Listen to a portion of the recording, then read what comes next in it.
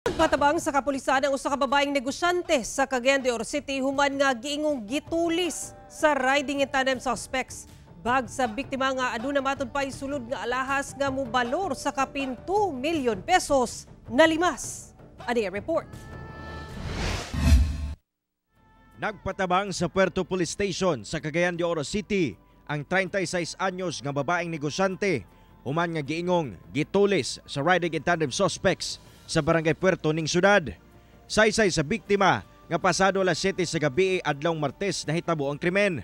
Samtang pasakay na siya sa nakaparadang sakyanan duol sa iyang giadtuan, kalit siyang gitaparan og duha ka lalaking nakamotor.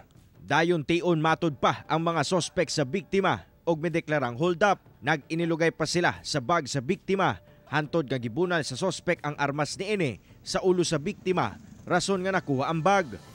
Matud pa moabot sa kapin 2 milyon pesos nga kantidad sa mga alahas ang sulod sa maong bag.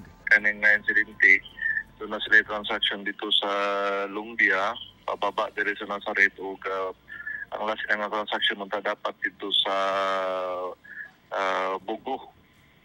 Pana subo kayo naon kay lagi mangihiyon ta sila ni honong sila din sa prom size kay para sugo lagi sa lawas. Ikalit kan og dismagaban ng Sa karon, aduna na matud 5 person of interest nga ginalantaw ang kapulisan. Ginahulat na lamang nila nga maayo ang biktima nga nakaangkon og samad sa iyang ulo aron mapasakaan og kaso ang maong sospek. Dako sab kuno ang posibilidad nga planado na daan sa mga suspitsado ang paghimo sa krimen. Susama na nga mga residents nga dili kita magkumpiyansa. Kung doon naman tayo dalang inana nga mga dagkong mga kantidad, una-una na to sa makadaghan nga kung pwede lang kung ang transaction diha lang siguro sa balay. Kauban si Makoy Simpron sa kamera.